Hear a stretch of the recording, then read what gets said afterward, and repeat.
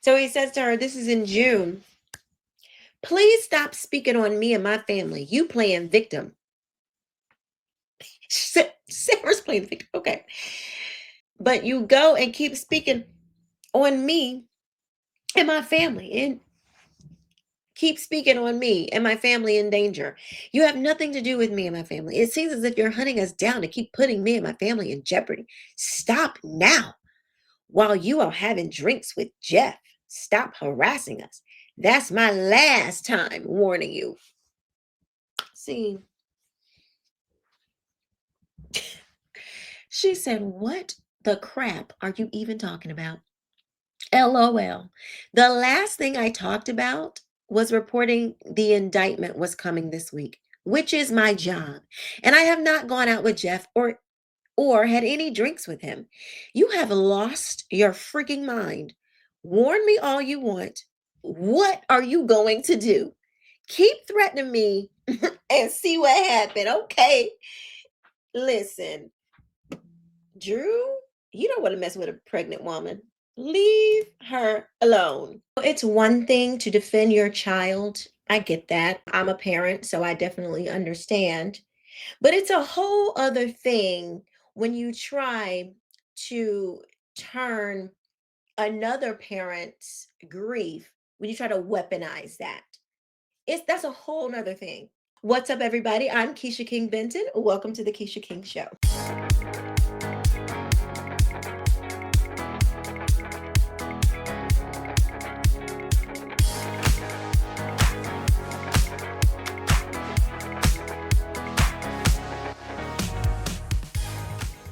So let's go ahead and get into this. We're going all in.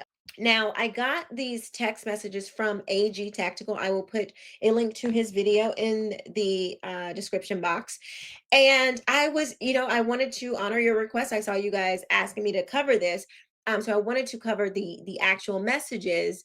But please note that what I have it parts of it is cut off and stuff. So that's why I didn't cover it at first. I was hoping we could get like the full thing. But anyway, you guys asked, this is what we have. It is not, I'm just going to read what is there. Drew sends a message to Sarah Fields, and he says to her, I come in peace.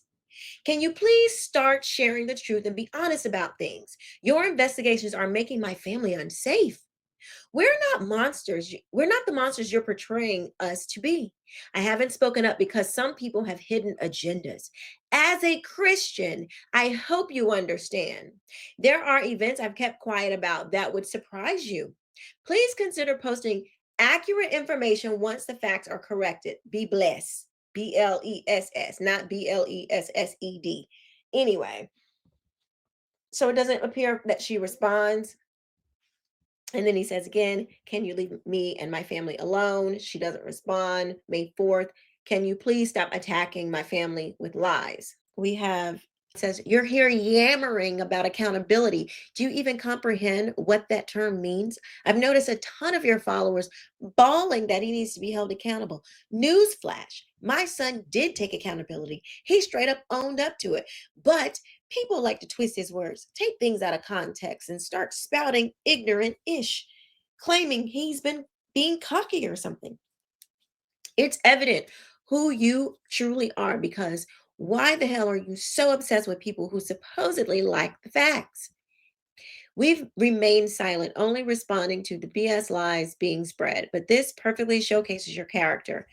You've got electricity running through your veins to lecture me about accountability, but all I see from you is negativity and nothing but. You know what? You should thank Dominique for putting you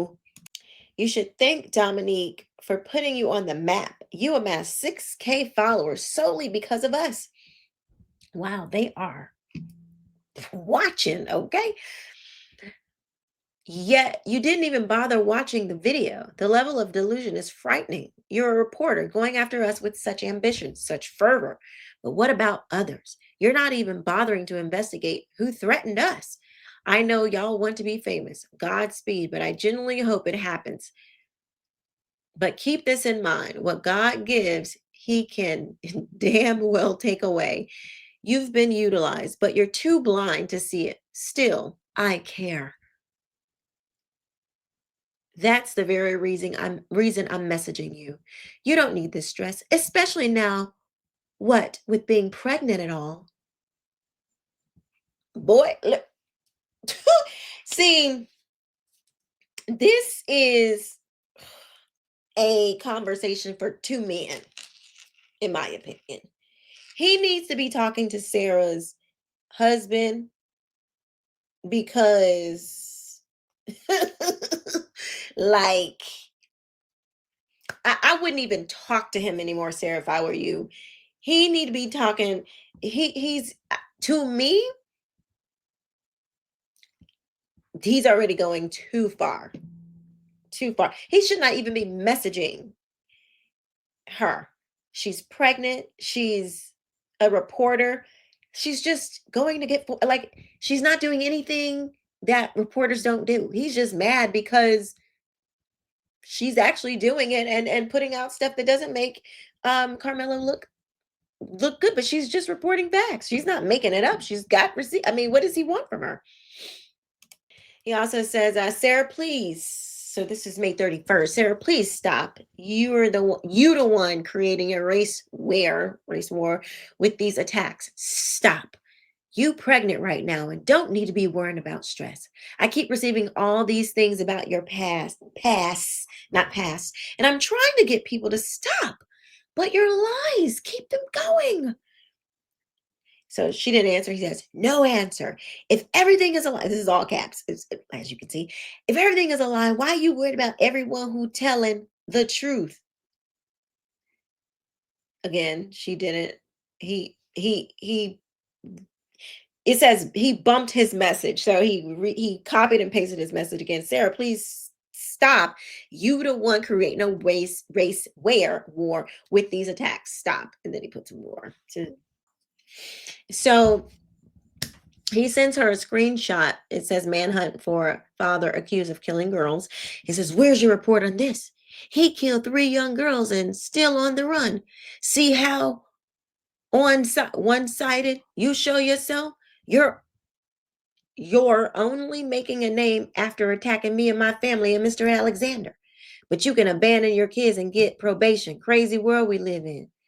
Oh, okay. So and then it says, look at the hate you're creating. And so that's when he shows her the other text. She can report on whatever she wants to report on. She don't have to report every other thing. This might be the case that she want to, like, she can report on whatever she wants to. He sends her all of these messages and he says, look at the hate you creating. And he sends her like clips of comments under her post on X. And he says, but you can abandon your kids and get probation. Crazy world we live in. And she responds, I didn't abandon my children, LOL, but keep listening to a known liar. And again, I'm not responsible for people's comments. I can show you horrific things said about Austin and the Metcalfs. People are disgusting. I report the truth. Bottom line, you just hate it. I mean, I don't think she's accurate. Tiffany has nothing but an evil agenda. Sarah replies, and he says, there you go, being delusional again. You didn't have anything. My son, okay. She said, my daughter was 6. What the F is wrong with you? I didn't mean anything by that. I'm sorry. So they're talking about this Tiffany woman again. He says, Tiffany has nothing but an agenda. He says, you still haven't shown me any proof. I'm sorry. I really didn't mean by that. If you was threatened today, you should put their information out. This is going to go far, I guess. I'm really sorry if I upset you. And she didn't respond. And then he just types, Sarah, talk to me. He doesn't say talk to me. She says, I need you to leave me be. I'm having to call the police department because your friend Tiffany Billions is doxing me on TikTok. I have family, Drew. I have a 5-year-old and teens. I'm pregnant. This is not okay. I hope all is well, but why don't you put the people who is harassing you on Front Street? And then he sends another screenshot. And then he says, not trying to bash anyone, but how you as a great investigator and you only find certain things. I don't think this man understands journalist, court, charges, the law, investigations, evidence. I don't think this man is understanding, or he is just completely willfully ignorant, because this don't make any sense. So he says on June 13th, I'm not accused of anything. Karmelo is. You know, people looking for me and my family to do us harm, to do harm to us. I'm trying to still provide, since one of your followers put my job location and home address. You know who came to my job looking for me to do bodily harm and his entourage? But of course you don't know or see what. But if I would have done that, I wonder what people would have called me. It's like everyone even want my younger kids to suffer and my wife. I was the breadwinner in my home. You think I'm a bad person? Why everyone want us dead? I've always had an eye to notice wolves in sheep's clothing. If I wanted to talk so bad about, listen, let me stop you right here, sir. So he says to her, this is in June. Please stop speaking on me and my family. You playing victim. Sarah's playing victim. Okay. But you go and keep speaking on me and my family, and keep speaking on me and my family in danger. You have nothing to do with me and my family. It seems as if you're hunting us down to keep putting me and my family in jeopardy. Stop now while you are having drinks with Jeff. Stop harassing us. That's my last time warning you. See, she said, what the crap are you even talking about? LOL. The last thing I talked about was reporting the indictment was coming this week, which is my job. And I have not gone out with Jeff or had any drinks with him. You have lost your freaking mind. Warn me all you want. What are you going to do? Keep threatening me and see what happens. Okay. Listen, Drew, you don't want to mess with a pregnant woman. Leave her alone. Keep threatening me and see what happens. I'm sick of it. He gives a thumbs up. Then he says, there you go, playing games. There you go, playing victim. You went to Twitter saying I harass you. Grow up. Take care of your newborn. You are being played. You're being played, I guess. What you going to do? What you going to do? Look at our previous messages. I've asked you too many times on stop the harassing games. What you mean? See what happens. You really have no idea who I am, which is funny, but okay. I mean, she has been reporting on you. I think we pretty much know who you are, Drew. And if you that man, why is your son being indicted for first degree murder? That's not a flex. So those are the text messages, y'all. I tried to, and they're all over the place, but you get the gist of what they were talking about. To harass Sarah Fields, who has a 6-year-old daughter who was essayed, uh, all because she had the courage to do her job. She's a reporter. And Drew Anthony, Karmelo Anthony's father, is upset, clearly upset, as we'll go through these text messages. He is upset that Sarah Fields is reporting on this case. Now, Charleston White, you guys saw what we talked about that and his involvement. My opinion that he's been cut a check. I have this is my own opinion, because this is the way he flip-flop. It's very suspicious to me. What we're seeing in these leaked text messages from Drew Anthony isn't just desperation, as you're going to see, but it's manipulation, which is certainly what the left loves to do. And you shouldn't be surprised, considering that the Anthony family still has Dominique, Neek, how you doing? Alexander on the payroll. So manipulation, you really shouldn't be surprised by these people because as we can see, their character is questionable at this point. Now, we're watching this entire strategy that they have come up with to try to manipulate. They're trying to manipulate society. They're trying to play on our emotions, and they're obviously trying to play the race card, which they have from the beginning. All of this to push a narrative, Drew Anthony, that threatens to make the villain the victim, allegedly. Some my Christians out there, because we are a Christian channel, that's what we do over here. We talk about things from a biblical perspective. Before you take sides, I think you need to know what is really going on. Because this is not just about a courtroom. This is obviously about spiritual warfare. This is about causing division, and this is about dividing our country. And it's all playing out right in front of you.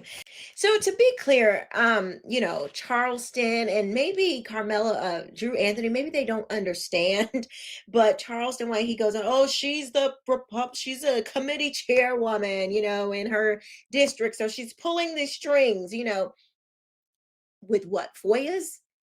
Freedom of Information Acts? It's freedom of information, Charleston and Drew. Dominique, she's allowed to do this. I can do it. You can do it. Anybody can go and pull records. Now, there's cost to it sometimes, but anybody can go and do this. It's called Freedom of Information Act. And it's like you can literally request information from our government. Shocker. That's one of the privileges of living in the United States of America. And guess what? Even Black people can do it. Shocker. Yeah. All right.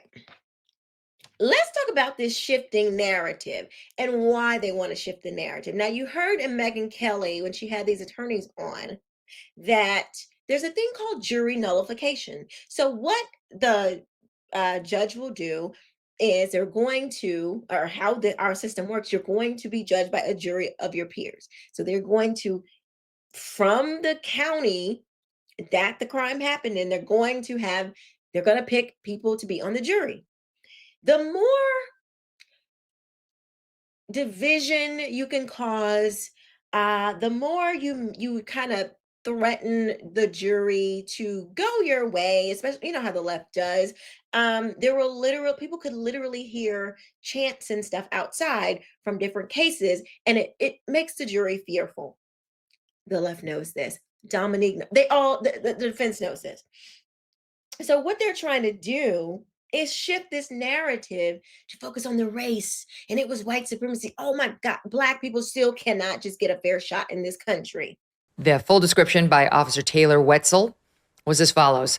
The witness said Austin Metcalf had told Karmelo Anthony that Anthony needed to move out from under their team's tent. Anthony grabbed his bag, opened it, reached inside, proceeded to tell Austin, touch me and see what happens. No one nearby really thought that Karmelo Anthony had a weapon. Austin proceeded to touch Karmelo Anthony, and then Anthony told Austin Metcalf to punch him and see what happened. Short time later, Austin grabbed Anthony to tell him to move. Anthony pulled out a black knife and stabbed Austin once in the chest and then ran away. Two witnesses were spoken to as well, one of whom was the victim's twin brother, but were too distraught at the moment to give an instant statement. He's been charged now. We've been indicted by a grand jury on first-degree murder. First-degree murder. This family, Karmelo Anthony's family, has tried to turn this into a race war. And they have repeatedly come out through their spokesperson, who seems like an absolute effing loon, to try to say this is what it's like to be a Black man in America. This is all about race. A Black man in America can't even defend himself.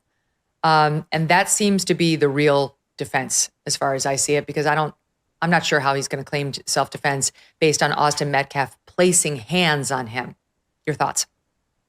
Yeah, under the law of self-defense, you can't provoke someone and then claim self-defense. If you were the initial aggressor, we saw this in the Kyle Rittenhouse case, which Viva mentioned, and that's going to be the prosecution's argument, is that was the defendant the one who provoked the situation? And the answer seems to be yes.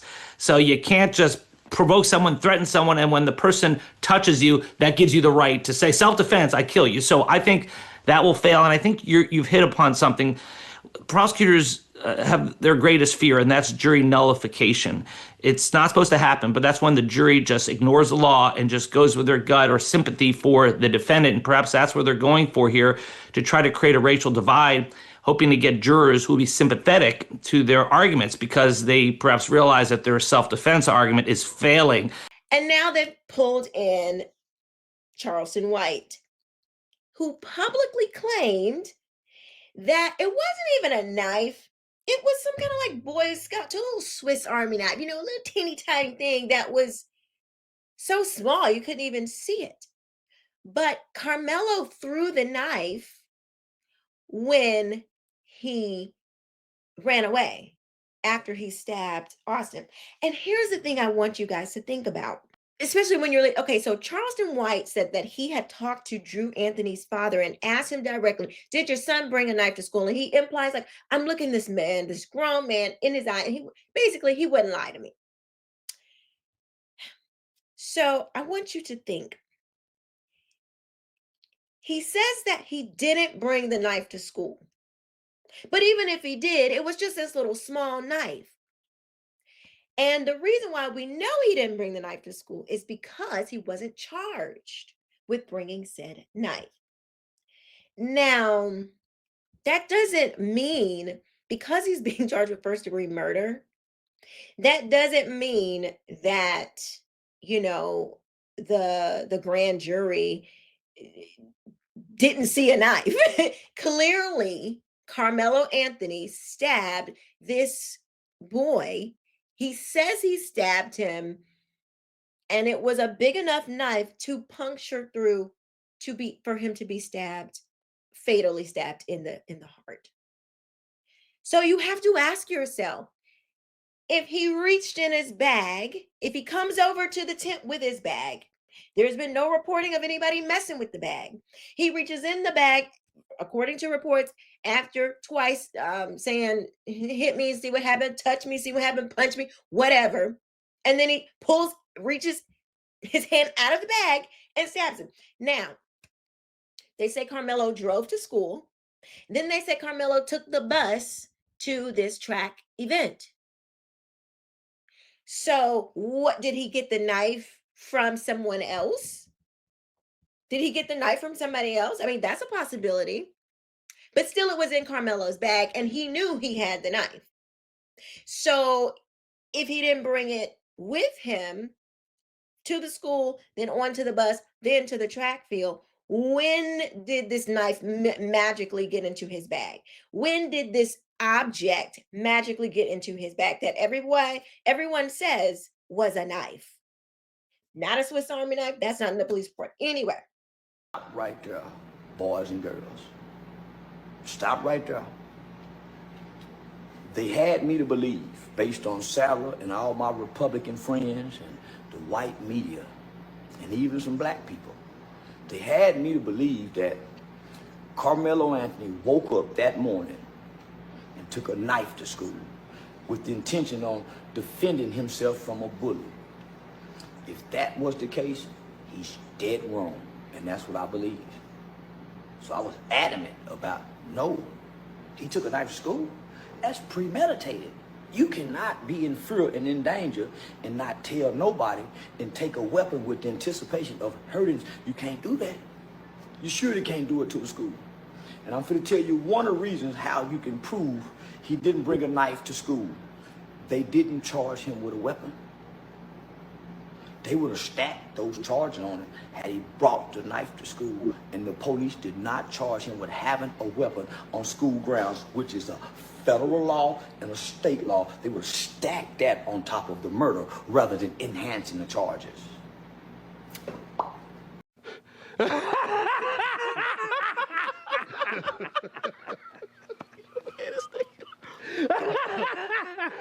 So listen to me. So they didn't charge him with the weapon. So the gorilla in the line have calf scared as sheep. He's looking at the baboon for help. The baboon is afraid of these guys. All the monkeys and all the animals in this jungle is afraid of this silverback gorilla in this line. You know why? Because they are experts in trained jiu-jitsu. They come to school high on fentanyl. This is white people's George Floyd, by the way. Austin Metcalf is white people's George Floyd. He really died of a fentanyl overdose because the autopsy said he had fentanyl in his system. Steroid use. He was just cycling off because he's off of football. But during football season, Austin is steroiding up, buddies. His dad said they excelled in every sport. So with their physical abilities and capabilities and strength, based on what they teach you in the license to carry classes, the CATL gun classes, anybody bigger than you can boom, boom, boom, boom. Body size is a form of a weapon under the law. They were two extremely big guys who were, nigga, go in the bedroom with your sister and your girl then. There are two bigger guys who are trained and skilled in mixed martial arts jiu-jitsu that can severely hurt you and kill you. Steroids, fentanyl, anger issues, abusive dad.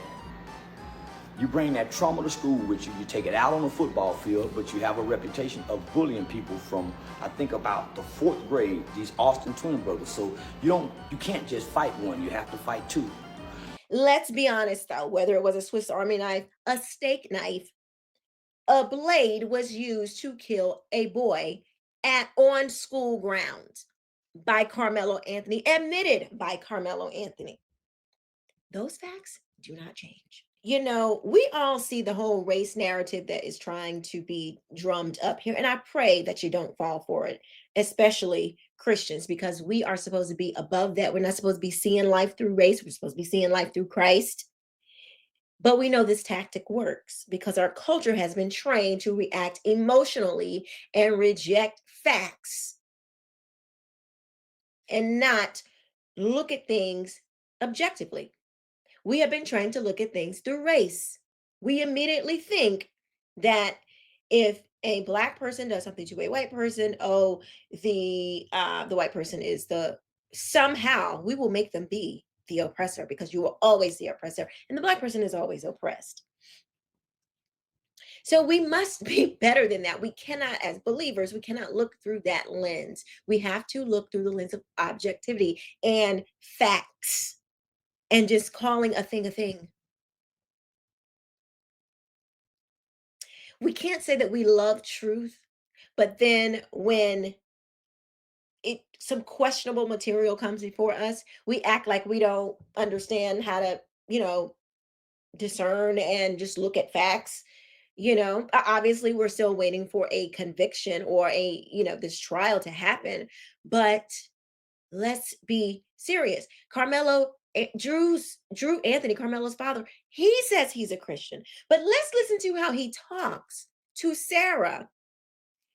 That I don't know. It's not giving Christian family, Christian man at least, not giving Christian to me.